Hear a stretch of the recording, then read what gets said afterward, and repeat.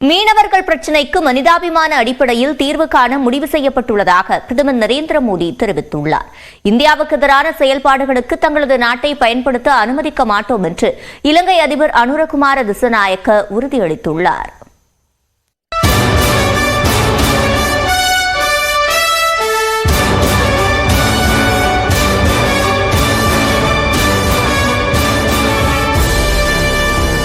இலங்கை அதிபராக கடந்த செப்டம்பர் 23ஆம் தேதி பதவியேற்ற அனுரகுமார திசநாயக்க தன்னுடைய முதலாவது வெளிநாட்டு பயணமாக இந்தியா வந்துள்ளார்.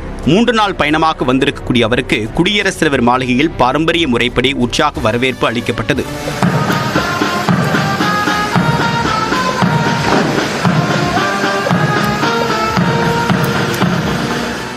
இந்த நிகழ்ச்சியில் குடியரசுத் தலைவர் திரௌபதி முர்மு, பிரதமர் நரேந்திர மோடி உள்ளிட்டோர் கலந்து கொண்டனர்.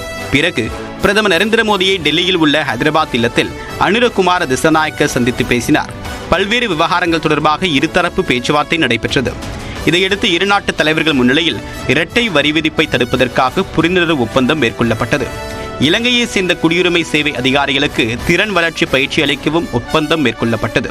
இதனைத் தொடர்ந்து அனுரகுமார திசநாயக்காவுடன் இணைந்து கூட்டறிக்கை வெளியிட்ட பிரதமர் நரேந்திர மோடி படகு சேவை மற்றும் சென்னை யாழ்ப்பாணம் இடையான விமான சேவைகள் மூலமாக சுற்றுலா ஊக்குவிக்கப்பட்டதுடன் நம்முடைய கலாச்சார உறவு வலுவடைந்திருப்பதாக தெரிவித்தார். நாகப்பட்டினம் காங்கேசன்துறை இடையேயான படகு போக்குவரத்தை தொடர்ந்து ராமேஸ்வரம் தலைமன்னார் இடையே படகு போக்குவரத்து தொடங்கப்படும் என்றும் அவர் கூறியுள்ளார். மீனவர்களின் வாழ்வாதாரம் குறித்து பேசியதாகவும் மனிதநேய அடிப்படையில் இந்த விவகாரத்தை முன்னோக்கி எடுத்து செல்ல முடிவு செய்யப்பட்டதாகவும் பிரதமர் தெரிவித்தார்.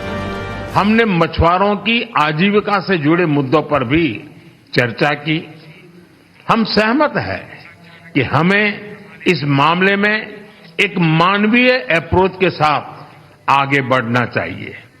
हमने श्रीलंका में रिकंस्ट्रक्शन और रिकंसिलिएशन पर भी बात की. தமிழர்களின் எதிர்பார்ப்புகளை இலங்கை அரசு பூர்த்தி செய்யும் என்று நம்புவதாக தெரிவித்த பிரதமர் நரேந்திர மோடி இலங்கையின் அரசியல் சாசனத்தை முழுமையாக அமல்படுத்துவது என்ற உறுதிப்பாட்டை நிறைவேற்றும் என்று நம்புவதாகவும் கூறினார். மேலும் மாகாண தேர்தல்களை நடத்த வேண்டும் என்றும் கேட்டுக்கொண்டார். இருதரப்பு பாதுகாப்பு ஒத்துழைப்பு ஒப்பந்தத்தை விரைவில் இறுதி செய்ய முடிவு செய்யப்பட்டதாகவும் அவர் கூறினார். அடுத்த ஆண்டு முதல் யாழ்ப்பாணம் மற்றும் கிழக்கிந்திய மாகாணங்களில் உள்ள பல்கலைக்கழகங்களில் படிக்கக்கூடிய 200 மாணவர்களுக்கு மாதாந்திர ஊக்கத்தொகை வழங்கப்படும் என்றும் அடுத்த 5 ஆண்டுகளில் இலங்கையை சேர்ந்த 1500 குடிமைப்பணி அதிகாரிகளுக்கு பயிற்சி அளிக்கப்படும் என்றும் பிரதமர் அறிவித்தார்.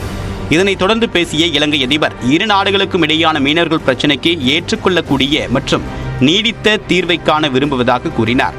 மீன்பிடி தொழிலுக்கு பாதிப்பை ஏற்படுத்தக்கூடிய சுருக்குமணி வலை மீன்பிடிப்பு முறையை முடிவுக்கு கொண்டு வர வேண்டும் என்றும் அனுரகுமாரா கேட்டுக்கொண்டார்.